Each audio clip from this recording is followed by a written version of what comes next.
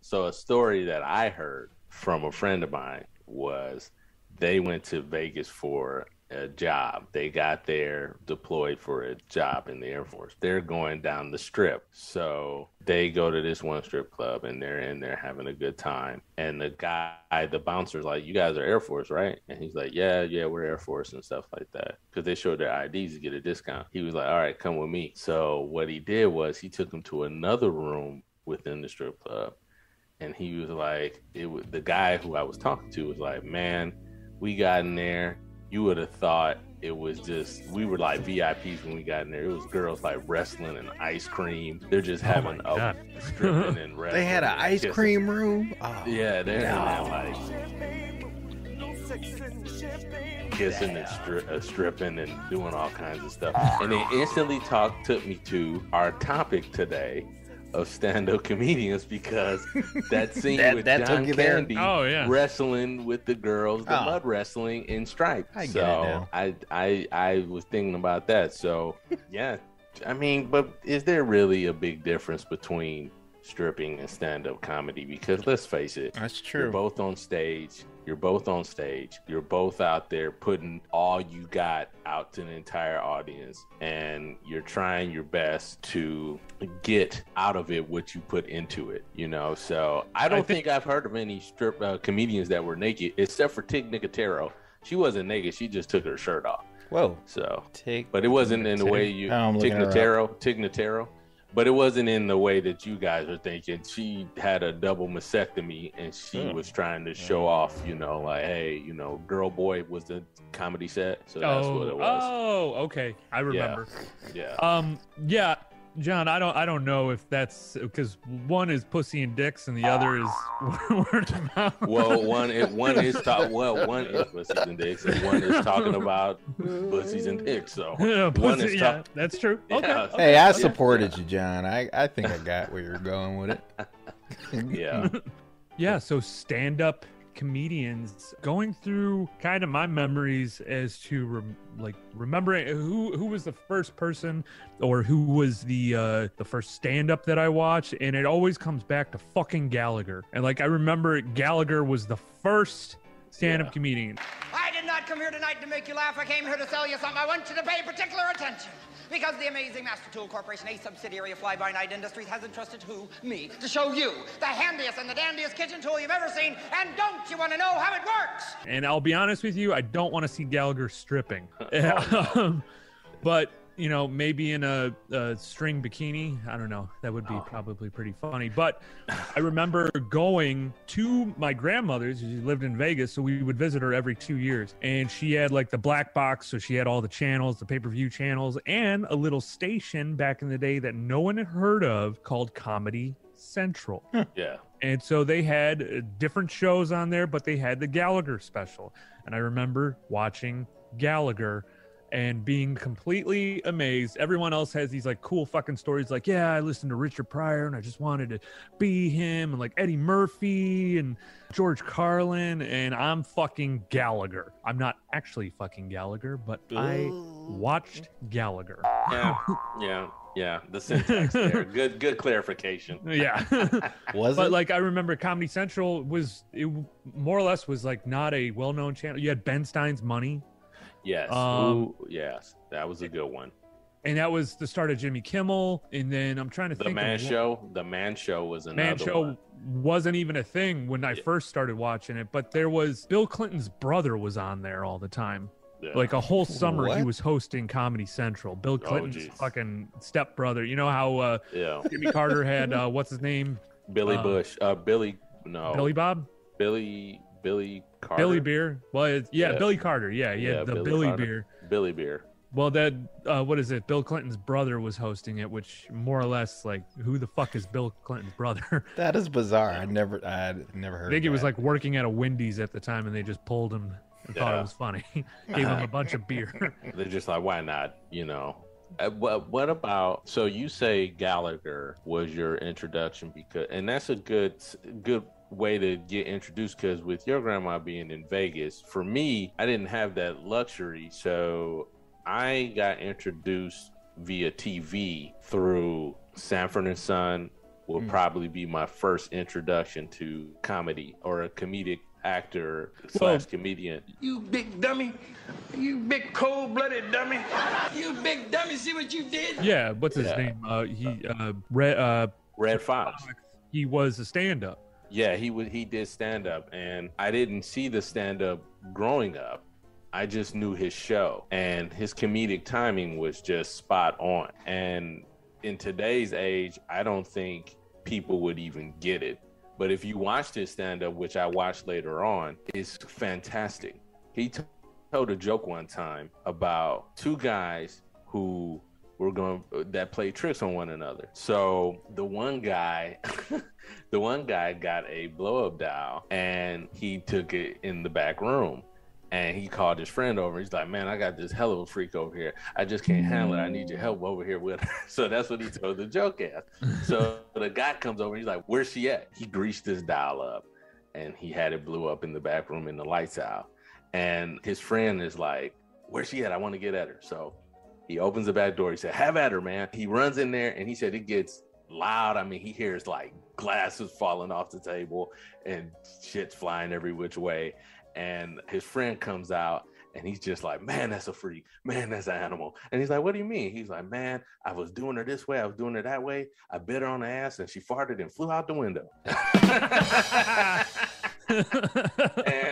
and that was one of his XXX jokes at the show, because he was performing in Vegas at the time. Yep. And the other thing that he said was what made him so great was he would be drinking out of a titty cup, like it was a mug in the shape of a titty, and he was like, "Yeah, this is the perfect woman." Like he'd be drinking out of that, and I just loved how he performed, because he included the audience. He'd be like, "How many of y'all in here are married?" And then everybody raised their hand, and he'd be like, "How many of y'all in here are with children? And how many of y'all got a husband or whatever?" And he'd be like, "You motherfuckers, you." It's just great, man. So that was my introduction. I watched him young, and then when I got older, I got into him, and then I branched out into other comedians. I was going to say, actually, Red Fox, when he was performing in Vegas, he would only buy keynote tickets from one person, my mom. Oh, yeah, you told us that. Yep. They were on like a first name basis. That is my mom's claim to fame, and I don't know, she hints at something. Well, Red Fox? Yeah, she hinted at something, but I don't know if that's true. And then a couple 9 months later, my brother was born. Oh. So I don't know. So can I ask, outside of Gallagher, what other comedians led you to liking stand-up? For me, George Carlin was a big one. Eddie Murphy was another. Specifically, though, I didn't start really getting into like comedy. Like my brother was. Dane Cook and all these, because as much as people want to say Dane Cook is terrible, yeah, he stole jokes at the time, but everyone loved him at one point. Yes, he was very hot in the late 2000s. Yeah. But what really got me into comedy more was Opie and Anthony. Listening to them, going to like in high school and whatnot, listening to them on my drive in, specifically Jim Norton and Patrice O'Neal. Mm-hmm. When I would hear them, I wanted to know more. And then, you know, Rogan was on there, Bill Burr was on there, all these East Coast comedians, because I didn't give a shit about any of the West Coast ones or Comedy Store or anything like that. So that's where my stuff started getting in. And I think Jim Norton and Patrice, but then you have like Mitch Hedberg and all these guys. Like high school is where I started really paying attention more to comedy. Mm-hmm. And then it started getting bigger for me. I wouldn't even say in college it dissipated again, but like my favorite comedian of all time is probably Patrice O'Neal. Yeah, he was funny, man. Yeah. And it's a shame that the world didn't get enough of him. I mean, I know for me, listening to his interviews were fantastic. I really enjoyed hearing his point of view and his spin. Like he could talk to anybody. He didn't give it. He didn't give a yeah. shit. It wasn't even more like it wasn't even a stand-up where it was a performance piece. He was like yelling at the audience sometimes. Yeah. People would get the joke. Most people wouldn't. Like, Yeah. and it's the same thing as like if for Chappelle now is more or less like jazz. And actually, I'm going to take back the statement because I watched the special all the way through. It's a damn good special. And I think I had said at one point it was like an old man yelling at kids. And So I rewatched you saw it twice. Oh, okay. Yeah. And I'm just like, hell no. Anyways, Oh my god. I rewatched it and it is damn fucking good. Yeah. And that is a line that, a lot of comedians just know how to work that line. And he did fantastic. Now with Patrice, with Patrice, it was for me. It was more like a battle a lot of the time because some of the jokes wouldn't land. Yeah. But the thing is like he would try to get a rise out of the audience, doing crowd work and whatnot. And and I watched the documentary. I think it was on Comedy Central about Patrice. And it definitely kind of opened more up because it kind of reinstated what I was saying all along, where it was like it was more of a battle. Yeah. Like he was roasting people constantly. But Yeah. I'm trying to think. Dennis Leary was another one, but I like Leary too, and I like Miller. I know a lot of Dennis Miller. Yeah. Dennis Miller was funny too, or is funny.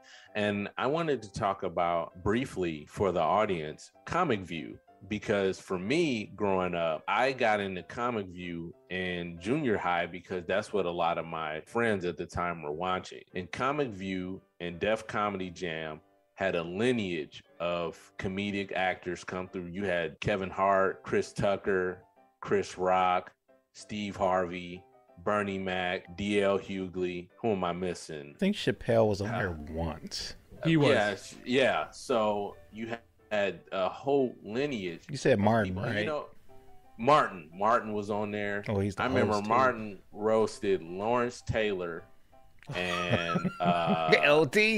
and he roasted Lawrence Taylor and he roasted Ice-T at the same time. It was funny. He was like, look at them two motherfuckers sitting next to each other.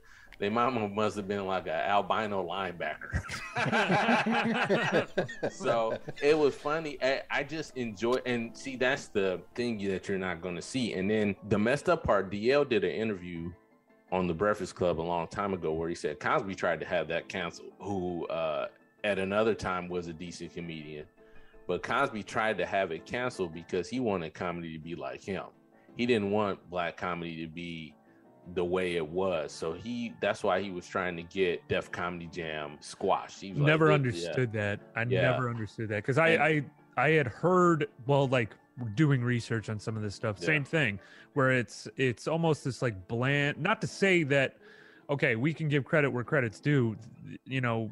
Bill Cosby, some of the jokes, his stand-ups were pretty good. The entertainer is good. The person is just horrific. Piece of shit. But the fact that you're stifling, talent in general because you want something to look like it's, then just comedy is stilted. Yeah, he wanted homogenized comedy. Like, and you can't do that. Everybody's life is different. And just think about that. If that would have happened, where he would have canceled that stand-up, you wouldn't have had the people that you have right now. Another person come to mind, a white comedian that I like, Gary Owens. He's funny. I'm going back and forth, but there are a lot of comedians that have to rise up through adversity. A person that comes to mind for me is Jim Carrey. I watched the Jim Carrey story a long time ago. Dude was in his car before they got him on In Living Color because he was pretty much living out of his car at that time. And he was known as James Carrey on In Living Color. And I mean, fuck, who can't think of a character he did on there? Fire Marshal Bill, Venus de Milo, the bodybuilder. Oh my, yep. Yeah. And I mean, dude is a hell of an impressionist.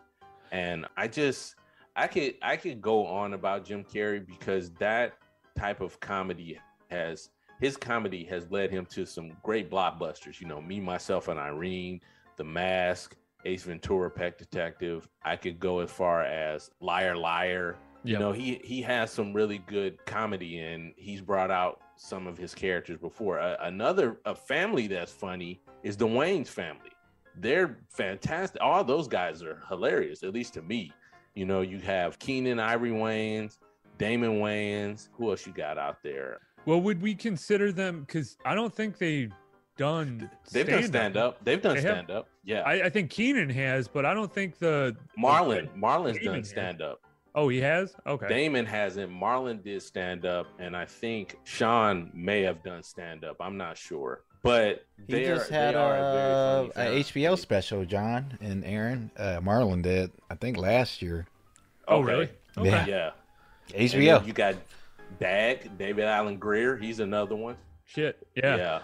I'm trying to think. Well, like, so we're naming off a lot of greats and how we started. Except Don, you haven't really haven't put that out there. What got you started, Don, on comedy? What got me into comedy? Well, if we were kids, it's fucking cartoons, man. The comedy I went for wasn't intellectual. It wasn't like nuanced.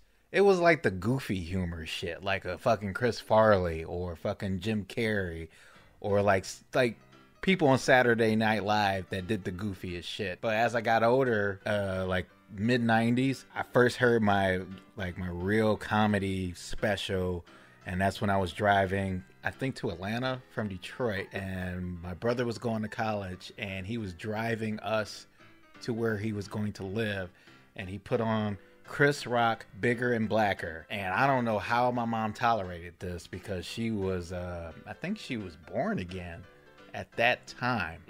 But shit was so funny. And you know how Chris Rock's humor is. It's not just over the top profanity. It was like things that make you think. AIDS is scary, man. I took my AIDS test, passed it, got 65. And I remember we got a kick out of that bit he had about trying to this might not even be the same fucking special, but I remember him saying something about his trying to get his daughter to not be a stripper and and not wearing those clear heel shoes or the fucking heels. So that's really, man, I hunted for goofy comedy, like the over the top shit.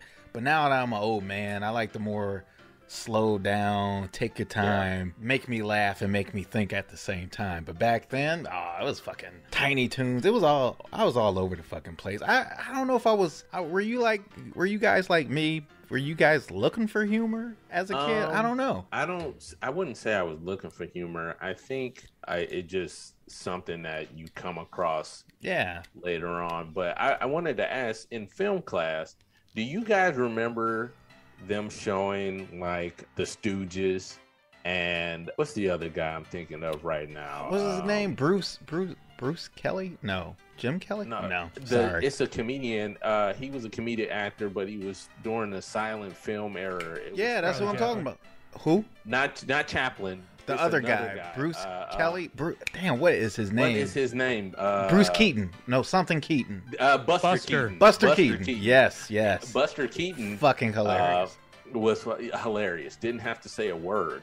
And, well, I mean, they didn't. He was what was the guy's name that does it? Well, not Mr. Magoo. Oh my God, I'm not even drinking yet. Mr. Bean. He's Mr. Bean before Mr. Bean. Yes. Yeah, Mr. Bean. Rowan Atkinson. Yep. Yeah.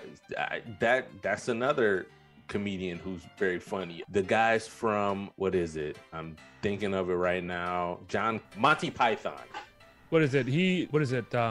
Mel Brooks did History of the World. Okay. Python, Monty Python was Life of Brian. Life of Brian. That's what I was thinking. What is it? The Holy Grail. Yeah. But it's stuff like that. So I do remember seeing The Search for the Holy Grail. My dad had rented it out of nowhere. And then I didn't quite understand all the jokes, but he just thought it was absolutely hilarious. So I'm like, oh, my dad's watching. He's laughing.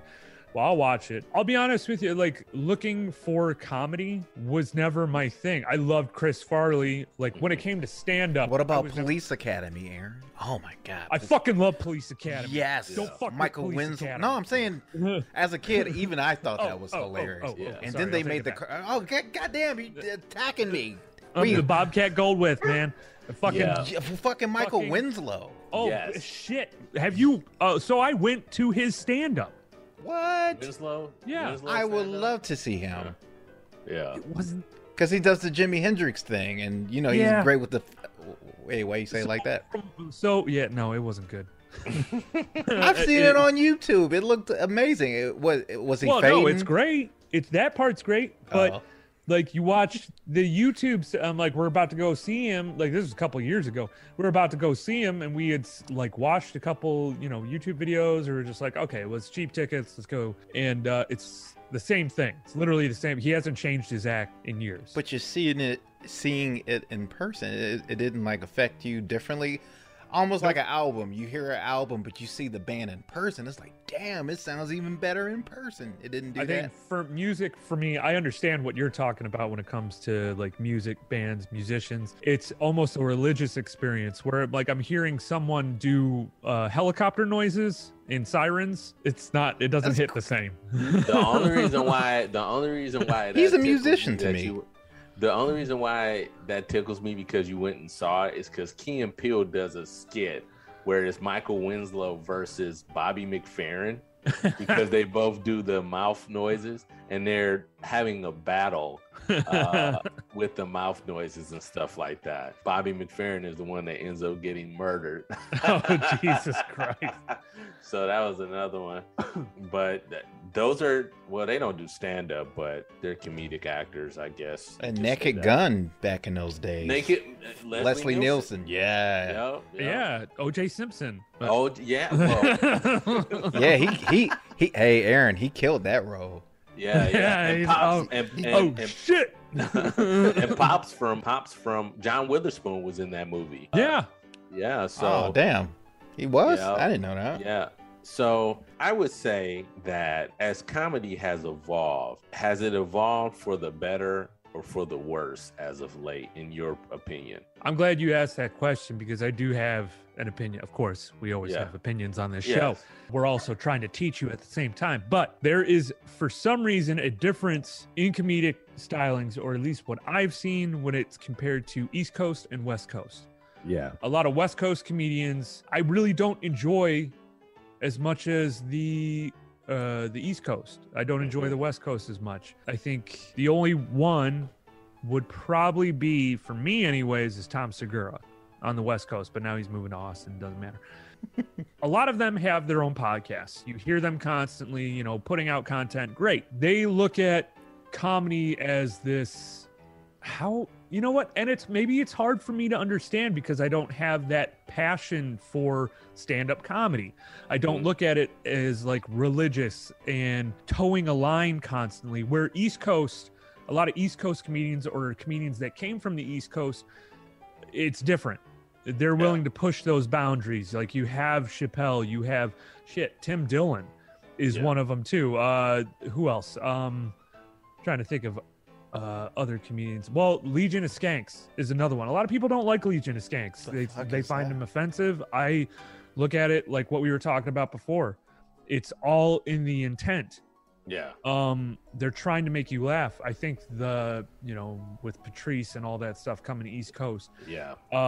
They made a name for themselves. My favorite comedian who doesn't even do stand-up anymore, Nick Mullen, where he's pushing the boundaries constantly on his podcast, Come Town. And if you listen to it and are easily offended, don't listen to it. You don't have to listen to it. Yeah. I would say that comedy has changed. Like, I find that more comedians in the millennial bracket enjoy being the awkward one in the group because it gives them more ammo for their shows. A good comedian that I just listened to, and this isn't retro, I know we need to get back to retro, but a good comedian I just listened to is Jamie Loftis.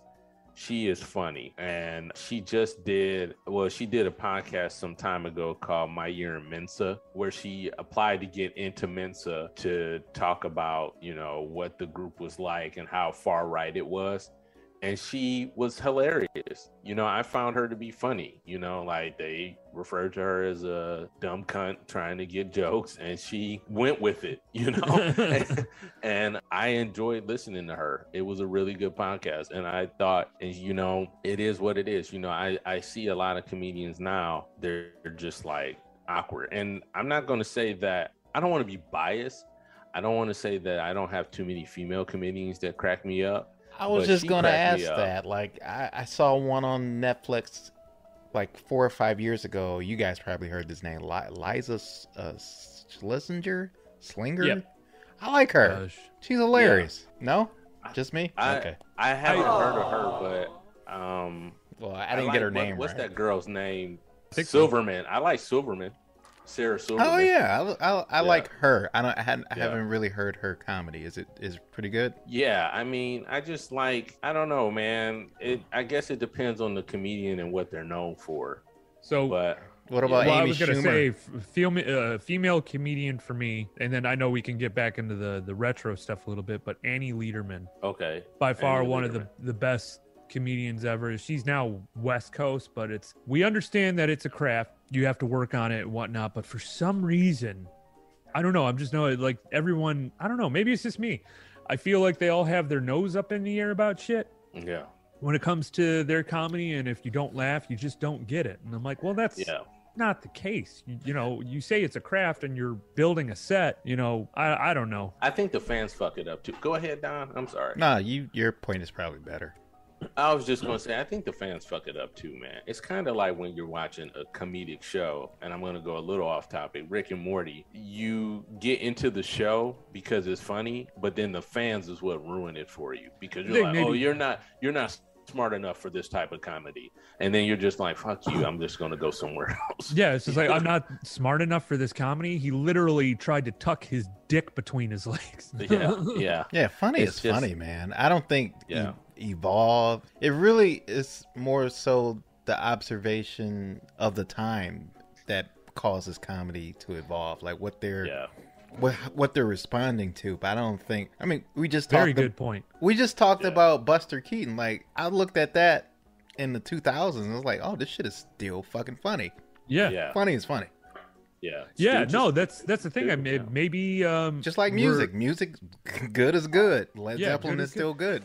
I guess maybe that's it. Maybe it's the times we're living in where it's just like everything seems like, it's not that it doesn't seem funny. It's just like, wow, you're talking about the same thing over and over and over again. How many times have I heard about woke culture in comedy? It for me, and what we discussed last time, it doesn't work.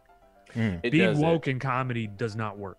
But I will say that people who are I will say, if you're comfortable in your skin, you can make people laugh.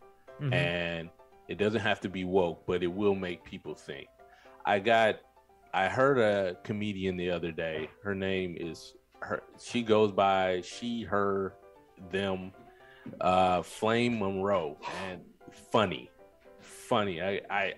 I want you to look them up. They are hilarious because it's a Flame Monroe, and her comedy is his comedy, her comedy. They're hilarious, and they tell hella jokes, man. And she came out in defense of Chappelle over the trans stuff. Mm-hmm. It was like, but she's not, right? No, she's trans. So okay. Yeah. So he was like, the community, I don't know what pronouns he used, because he's just like, I go with anything. It doesn't matter, you know. And that's what they've said. But Flame Monroe is funny. She's like, I'm an old queen. I've been around for a long time, and tells crazy jokes. And I listened to it because I was like, all right, let me listen to a trans comedian. And I found it to be entertaining. You know, she was telling jokes about how she went to tell a set in front of Hasidic Jews, you know, like she told some Jewish jokes and they loved it. And they didn't care that, you know, she might have titties up top and a dick down below.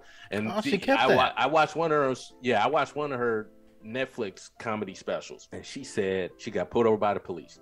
And she was like, the police pulled her over. Police was like, hey, pretty lady, where you going? And he's like, I'm sorry. You know, I'm just trying to get to my next location. You know, I won't be speeding. He's like, all right, just hold it, slow down. Let me see your license. And she was like, see, Flame Monroe is who I am. but Marcus Peterson is who's on my driver's license. What he was like, I'll just slow down, you know, I'm sorry, because he was trying to get out of it without them knowing that the officers just saw her as a pretty woman and didn't realize that this was a guy. You know, and, I wonder if you can use the defense, like, well, Flame Monroe was driving fast, but my real name, he wasn't driving fast. Yeah. But what the officer ends up saying to her, is it true what they say about black women?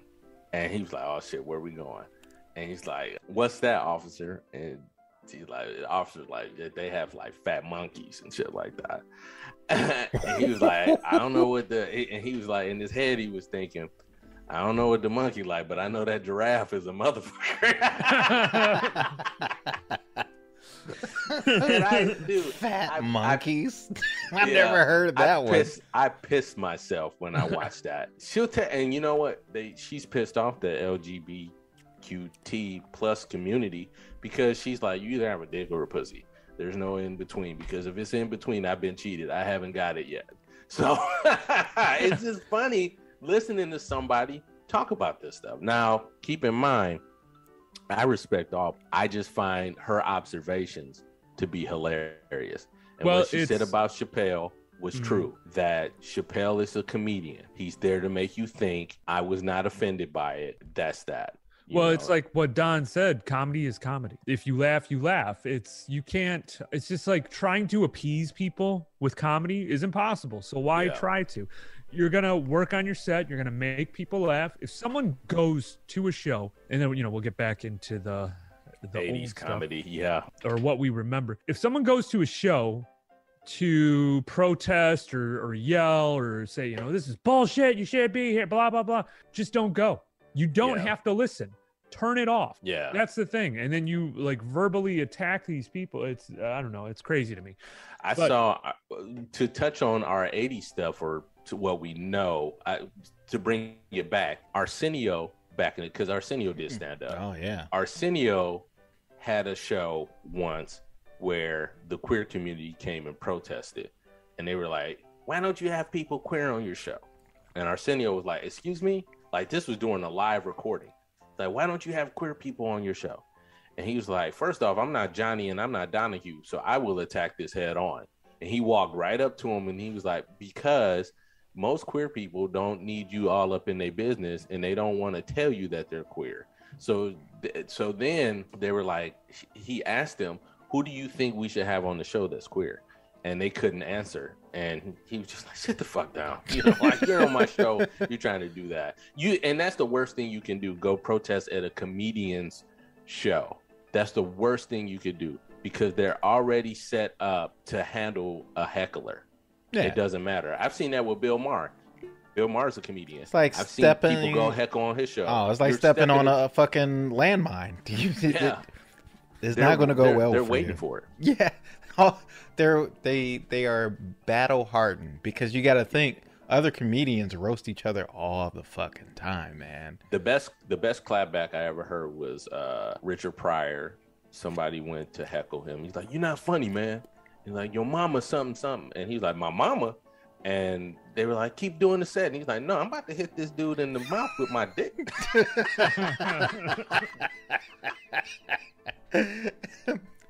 I didn't really get into Pryor until I was later in life. I don't know about you guys. I think I got into him like early 2000s.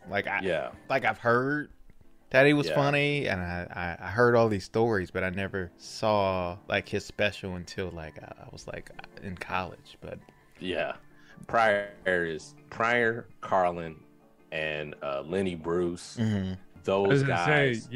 Lenny. Oh, sorry, I just interrupted. No. I was just going to say that those guys are like the standard bearers for me. And then you get later into like Kennison, Eddie. And who else? Who else from Eddie Murphy, like Eddie Murphy. Yeah, like, and even Roseanne. Roseanne. Yeah. Was, And a little later on, I I still find Jamie Foxx fucking hilarious. I do too. So talented. Yeah. Very, very much a comedian's comedian. Yes. Oh, and also, this is not retro, but Aziz, he's fucking hilarious. Yeah, Aziz, it sucked what happened to him, but man, Aziz was very funny, and I could get with him. You know, like his comedy was very relatable. He reminds me of somebody we would have hung out in college with, like, for sure. 100%. Yeah. But as far as like the things that you used to watch, Aaron, like back when you were a kid, you say you didn't seek out comedies like that. Well, when it comes to stand-up, it wasn't very big for me, but like improv stuff, like Chris Farley, you know, Jim Carrey. In Living Color. Yeah, well, Jim Carrey when he was doing improv stuff, John Candy. That was kind of more my thing. And then when stand-up got popular for me was kind of in high school with the Dane Cooks and the Mitch Hedbergs and whatnot. So I started looking at more stuff. I'm not going to say that, like, you know, I was listening to Pryor, or I was listening to Lenny Bruce's album when I was 6 years old. Like, I just fell in love with comedy. I wish that was the case. And then I, you know, did more research into Lenny Bruce, and like, you know, then it comes down to, you know, as a kid, what anyone that says like, and it's different for all sorts of cultures, but like for me, I'm a kid, I'm watching Gallagher smash watermelons, I'm laughing my ass off. Yeah. Hell yeah. Like hitting people, fucking, you know. And he's like voted one of the worst comedians. I'm like, and then Yakov Smirnoff, and I'm like, I saw all these guys. Yeah. To me, yeah, I'm probably lame when it came to this shit. But then everyone develops their own taste. I don't know, man. I just never really searched it out, and I don't know. It's strange because even the one comedian that I started getting into it when I was in elementary school was Chris Farley. Now, as your father probably told you, my name is Matt Foley, and I am a motivational speaker. Now, let's get started by letting me give you a little bit of a scenario of what my life is all about. First off, I am 35 years old. I am divorced, and I live in a van down by the river. And then when he died when I was in 7th grade, it was just like, there was no funny for me for a while until maybe senior year of high school, where I started really getting back into people. Because Chris Farley, for me, end all be all, 100%. I don't think I had one comedian who was my end all be all, but someone we didn't mention who deserves to be mentioned is Rodney Dangerfield. Oh, yeah. Dude was hilarious, especially as self-deprecating comedy. I loved him in Caddyshack. Back to School, man. Back to School. I never seen Caddyshack. The Ladybugs. What's the one where he was like the soccer coach? I think it's Ladybugs. Ladybugs. And is just, man, Rodney Dangerfield is just funny. Like, he would tell all kinds of jokes that were at his own expense, especially about his sex life with his wife and his Dr. Vinny Boombots. You know, so I have fond memories of all that growing up, because my dad was into funny, so it was like a wealth of comedians who we would watch. I'm not gonna say I stayed up late and watched Johnny Carson, but on those times he wasn't my dad funny was to put me to bed. Oh, you didn't like Johnny? I didn't. See, that's what I'm saying. As a kid, I was looking for the over the top, Gallagher type, Looney Tunes, crazy man shit. Yeah. So I like Jay Leno when he started to like absorb the show, because he was a little bit more over the top. But now that I look back and they do those, like, you know, those fucking late night infomercials, like, oh, Johnny Carson with McMahon, and then I started to hear what he was saying. I'm like, oh, he was funny. He was fucking hilarious. It was just dry, and I just didn't get it. But another one was Robin Harris, Bebe's kid. Yes. We Bebe kids. We don't die, we multiply. That was my shit. Oh shit. Yes. Fucking Bebe's Kids. And that's when I was like, Big Dick Willie. Big Dick Willie. Come on, Big Dick Willie. The dad from House Party. Yes. Who was Kid's dad. Yeah, man. I didn't know they were supposed to make Bebe's Kids into a live action film. And he died, so they couldn't make it into a live action film. So they made it into a cartoon instead. Oh, wow. And Faison Love did his voice for that. I didn't know that was the case. I didn't know that Yeah, either. that's crazy. I watched Bebe's Kids when I was a kid because my mom thought it was a cartoon, and then we're watching it, and I'm like, ooh, okay. That's exactly what happened to me. It's like, wait, is he saying what I think he said? Oh, okay, thanks, Mom. Well, just to like go into it, like, okay, joke theft, which is you should never do that as a comedian. I used to do it to one of his jokes in particular, where it's like, your mom is so stupid. She thought it was chilly outside. She would have got a bowl. I remember the part because he's in the bathroom with what is it? I can't remember her name, but she's got the press-on toenails. Oh my God, Bebe's Kids. But so the other thing I was going to mention, and I didn't mention it before, but the thing that really put me over the edge with stand-up or just comedy in general when I started getting really into it, Conan O'Brien. Yes. Yeah. 100%. That was my late night host. Like, I didn't really care for Johnny, like I just said. Jay was a breath of fresh air a little bit, but he was still old. But when Conan came on, you're right, man. He's still different. He's still like the alternative, I would take Conan over anybody who's on right now. Yep. I would, because I like his comedy. I like the combination of him and Andy Richter. And I also enjoy how he throws himself into what he's doing. His writing is really good. So you can definitely get behind Conan. And I remember when they did his farewell tour on NBC, and he brought out all these different characters that were on the show: the masturbating bear, the coked up werewolf. It was funny. I watched that special over and over again because he was just funny, man, and still is. So, and as everybody probably knows, a writer for The Simpsons for many years. Yeah. And what made me think of him also is when you brought up Farley dying, Chris Farley dying, and I thought about Phil Hartman. I was like, man, Phil Hartman was so fucking funny too. Yes. Yeah. We just lost another SNL person a couple weeks ago, Norm Macdonald. Norm Macdonald's another one. Yeah. Oh, those were like, but the thing was, and I will be 100% honest, I did not appreciate him when he was doing his thing. Like, I liked his jokes because the humor, especially the podcast or the show that he had, was absolutely hilarious because the jokes were like meant to be bad.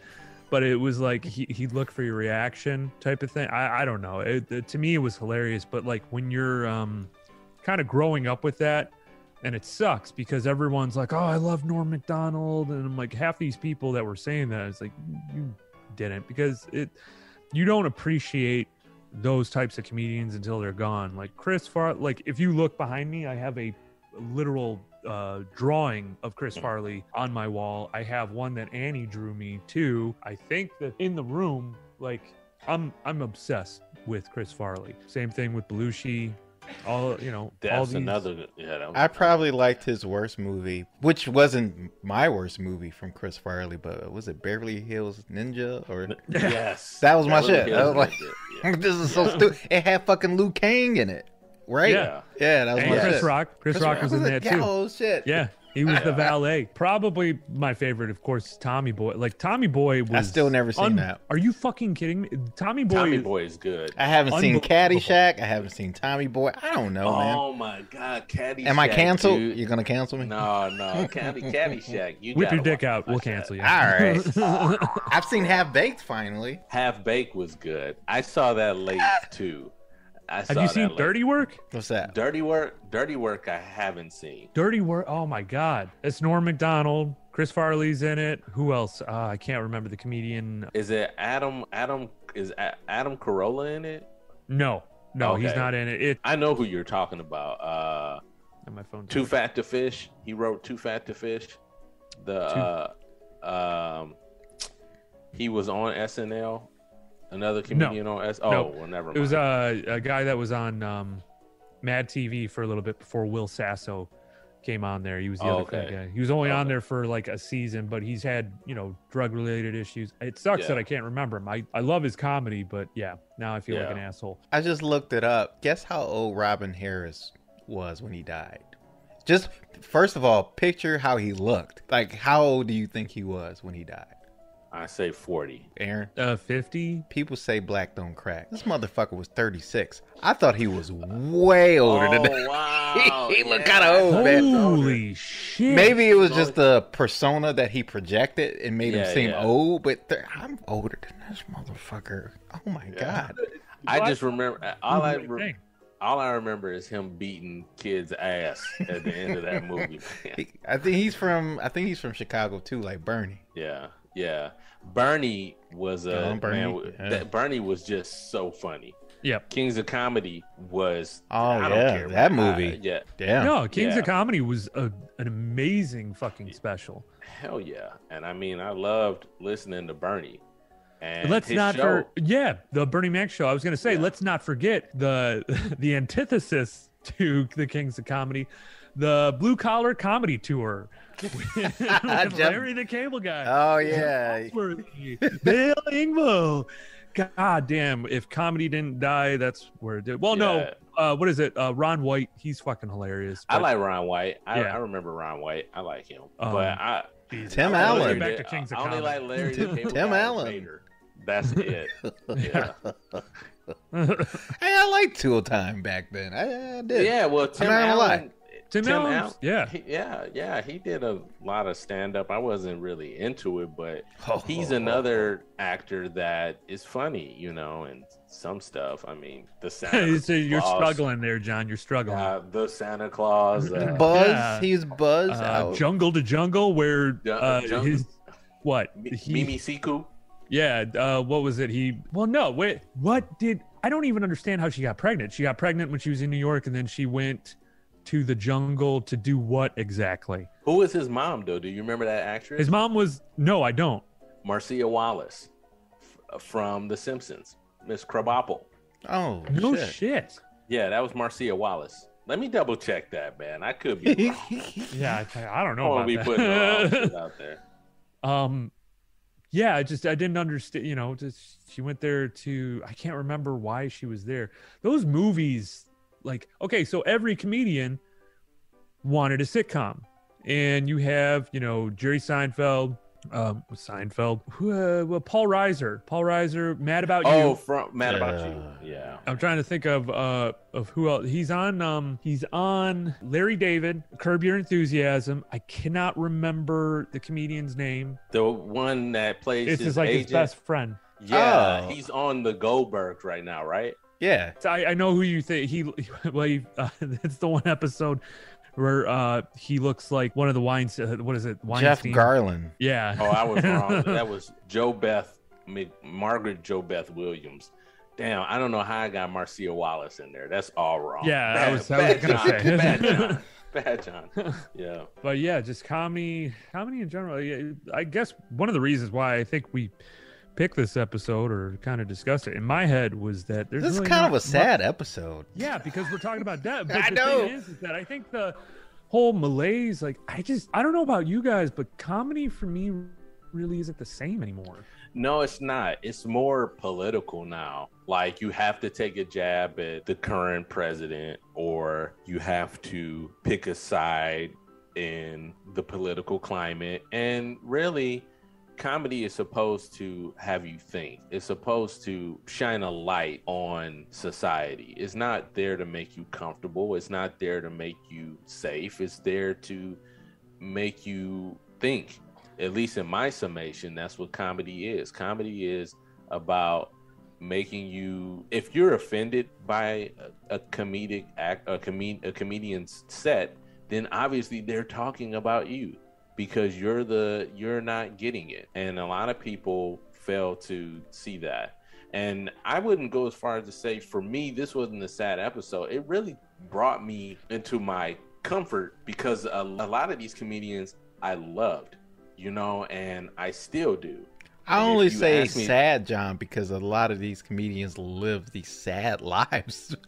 They make us laugh, but it's like, that's what I meant. I mean, we didn't really explain that so far on the show, but yeah, a lot of these fucking like Richard Pryor, obviously, well documented. Sam Kinison, yeah. Yeah, a lot of them have had really sad lives. And another comedian we didn't bring up, he's still alive, Jerry Seinfeld. He's around that time. Oh, yeah, of course. Yeah. Of course. Yeah, and there's another guy who was kind of like, Aaron probably would know more than we would, John. I'm just going to guess. But I just got into him like 4 or 5 years ago. He died of a drug overdose in the 90s, and he was a white comic who told jokes, but it was very weird how he did it. He was like, yeah, this joke's it's probably going to suck, but I'm going to tell it anyway. It was like, I can't think of his fucking name, but he was very popular, but he was kind of like a cult favorite. Do you know who I'm talking about? Yeah. I know that's not narrowing it down. Phone's dead too, so I can't look it up. Oh, okay. Well, fuck it. I'll look it up. Talk amongst yourselves. Well, I was gonna say, it's not the sad episode per se, like what Don was saying, but in order to get laughs, in order to get comedy, you have to, I don't know, bad shit's got to happen to you. Yeah, that's kind of what it is. It's like you go through a lot of hardship and whatnot in order to. I'm sorry, Mitch Hedberg. Yeah, him. He was funny. Oh, yeah. What was it? Yeah, that's what in high school is Mitch Hedberg. Did you say Mitch Hedberg? I didn't hear that. Yeah, I did. Oh my God, I zoned out. You're good. I interrupted you to make a point that you already made. Isn't that great? No. This is some good wine. Yeah, not you gotta laugh to keep from crying. Exactly. Robin Williams, wasn't he? Robin Williams was another one. And you bring up the saddest. Oh, I'm sorry. That was the worst one to go, man. That was rough. And that was tough, dude. And we didn't even talk too much about him. Because I remember watching the TV story on him, and him and Belushi were close. And I remember he was doing a set, and Belushi came in there to heckle him. And they started going back and forth. And the audience just was dying because they thought they didn't know each other. And they were just going back and forth, telling jokes to one another, John Belushi and Robin Williams. And another comedian, Chris Rock, did an interview, and he was talking about Farley. And he said that he knew he wasn't going to see Farley again because the night that he ran into Chris, he said, hey, man, we should hang out tomorrow or something. And Chris just was all over the place. He was saying like, yeah, man, we should do that. And like his mind wasn't in the moment. And he said that next day that Chris was gone. Oh, shit, that's me every day. This is a sad episode. I told you. Jesus Christ. People are going to see the title, comedians. The least funniest episode. Yeah, this is talking about stand-up. Well, who was the funniest to you guys in the 90s? Like either comedic actor or comedian? Chris Farley, 100%. In the 90s? In the 90s, yeah. Well, he died in 97, but that was like my end all be. I liked Jim Carrey, but I don't know what it was. Tommy Boy just hit differently for me. And a lot of people will say, oh, the jokes and everything were great, but there was actually, if you watch the movie, there's more to it than that. Yeah. There's, layers. It's like about a town that is going to cave in itself. It's like a Flint, like a Detroit. Yeah. Based around this one company, and this company is the only thing that's holding it up. And if it goes under, it's done. So, it's very I'm gonna watch that Midwest. tonight. It's very Midwest, and that's why I liked it so much. Well, I was gonna say it's like one of the one thing that my dad and I, can always agree on, and one great memory that I have going to the movies with him on a Sunday to go see Tommy Boy with my brothers. Like that was, I don't know. After the movie, I was just repeating the lines over and over and over again, and it's, I don't know. You don't get that feeling anymore as an adult, or as much. Even when you go to comedy shows, it's like that feeling of being a kid and just, I don't know, not worrying about anything. Yeah. And then having that comedian voice. Fuck, dude, this is a sad episode. Well, I can't get over the fact that we're talking about comedians. But what about Carlos Mencia? Or Well, he's not 90s though. No, is fuck he? that dumbass. What is it? I can't remember. Isn't his name Paul or Mencia? something? It's like something. He's from Minnesota. No way. He's not even fucking Mexican. It said Honduras. I'll say this. So for me, it's not somebody that we listed, but he was comedy for me in the 90s. And I'm gonna say Sinbad. Oh yeah, yeah. 100%. I saw his stand up. He is funny. Fucking good. He is good. Sinbad. Yeah. Sinbad made me laugh because number one, he was on a show that I really like called A Different World. Yeah. And then he did a movie in the early 90s that all comedians had to do, a Disney movie in the early 90s, First Kid, where he played the Secret Service agent to the president's son. And you and I already had this conversation. I won't mention much, but the conversation about the president's son as an older man. But that's for a different podcast. Yeah. So he had to watch him, and he was trying to teach him about his first date and all this crazy stuff. But I really enjoyed that, and he made that huge spitball. I'll never forget it. And he used the paper towel cord to spit it out. I was gonna say, not even what was that? First Kid? Screw that. House Guest. House Guest was another. With Phil Hartman. Yes. Oh my God, that was so fucking good. Jingle All the Way. Where he's the yeah. postman, and that was funny too. Funniest movie of the 90s? Tommy Boy. What? Okay. Friday.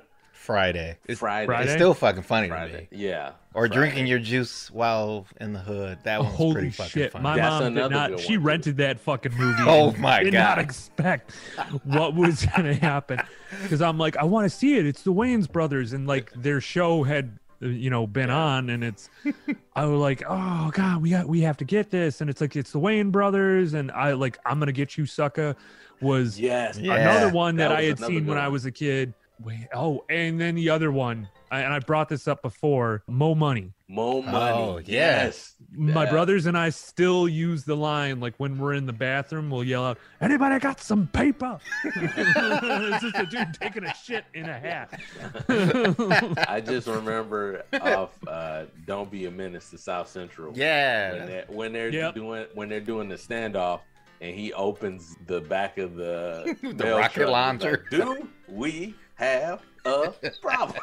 And the gangster in the car like, what's you, sir? Because it says USSR on it. What about the grandma from the TV show 227 smoking a fucking newspaper blunt just filled with weed? Oh my God, I die every time I see her. She's like, you better get your ass out of here before I set it off like Nagasaki. I'll say Friday pound for pound, but I think the South Central. That's my second. That's my second one. But so Tommy Boy for you, and you, John. You said what? Oh well, if I'm gonna say the funniest movie in the '90s for me, Blank Man. Oh, Blank Man. Yep. Jesus Blank Christ! You would. Yeah, it's pretty funny. I'm a crime fighter. Oh my God! You can't make that movie. You can't make that movie. I make that movie today. You couldn't make that movie, and it was so sad when that ghetto robot died. J5. Oh Jesus Christ!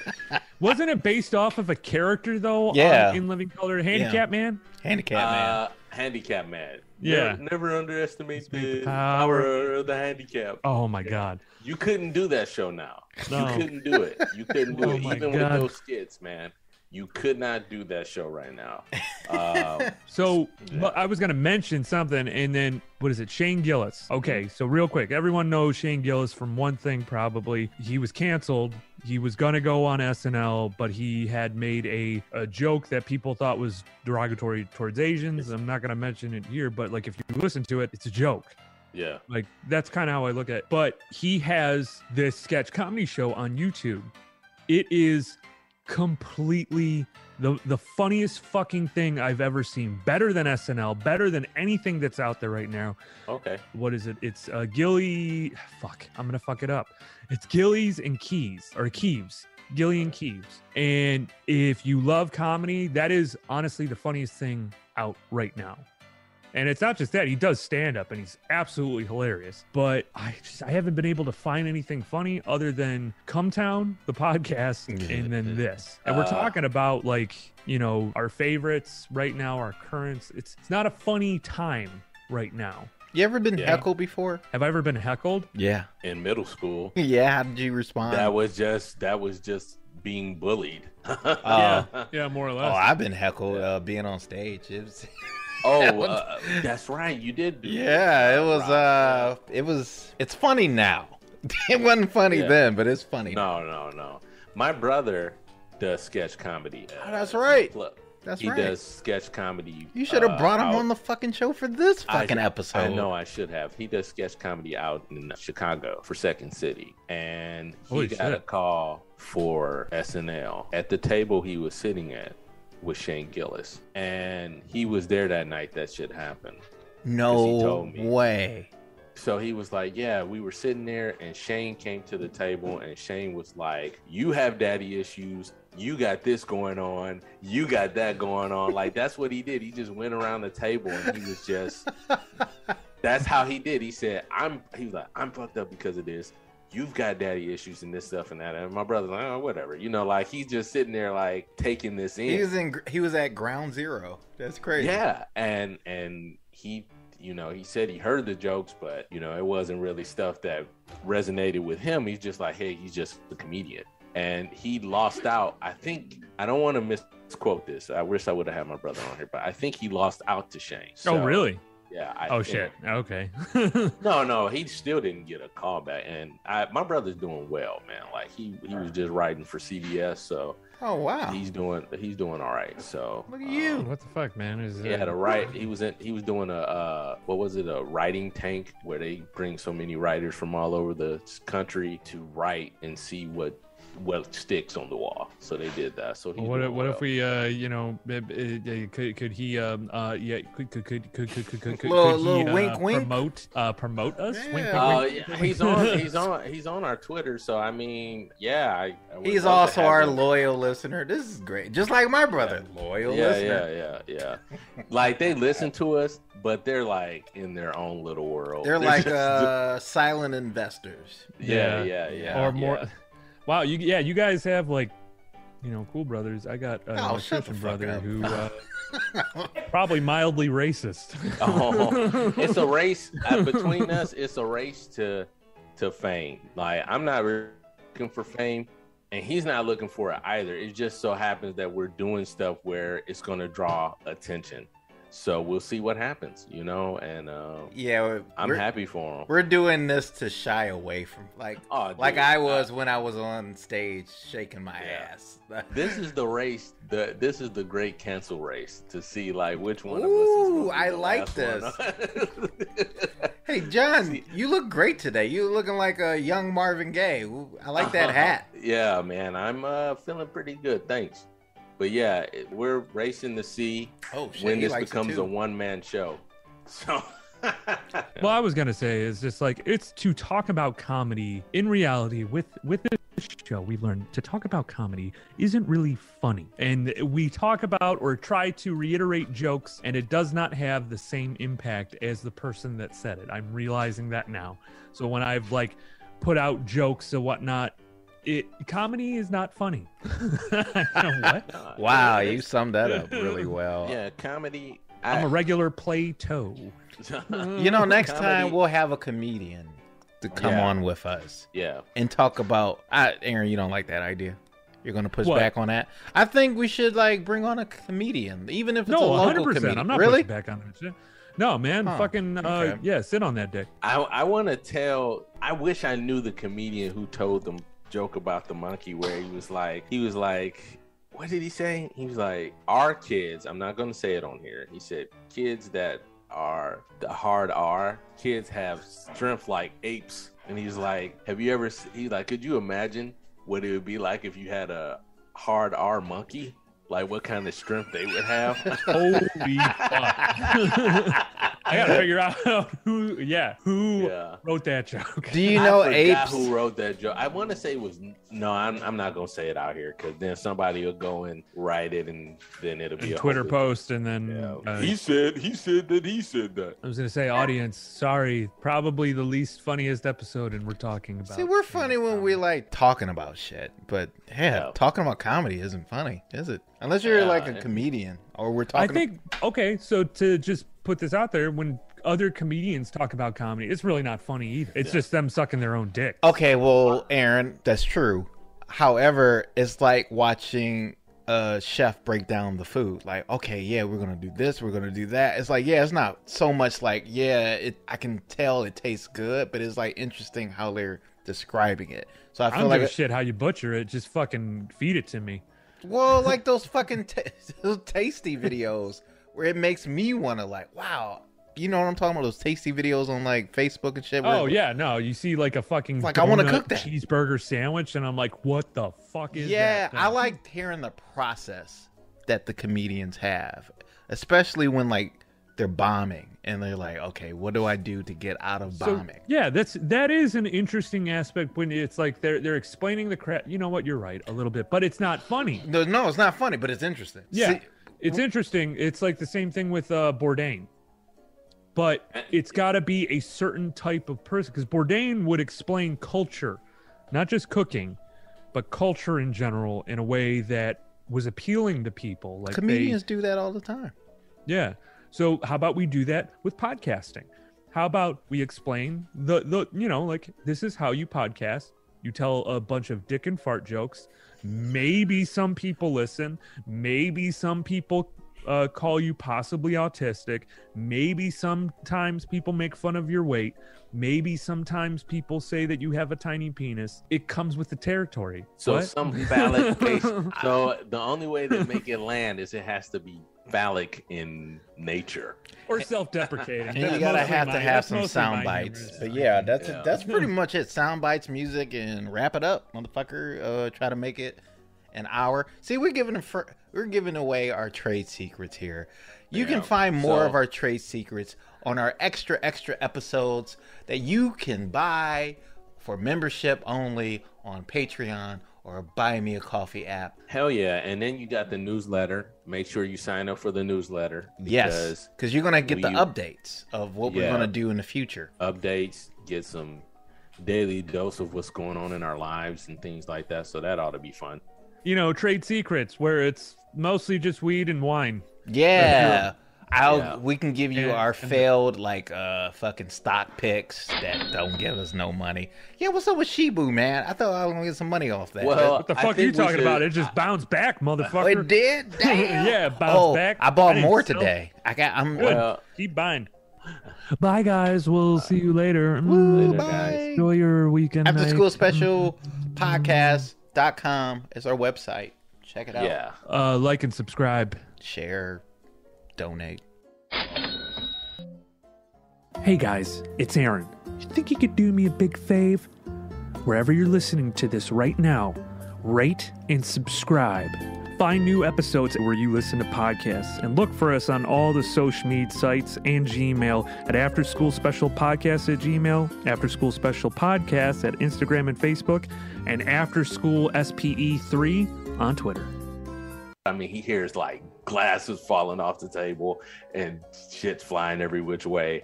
And his friend comes out and he's just like, man, that's a freak. Man, that's an animal. And he's like, what do you mean? He's like, man, I was doing her this way. I was doing her that way. I bit her on the ass and she farted and flew out the window.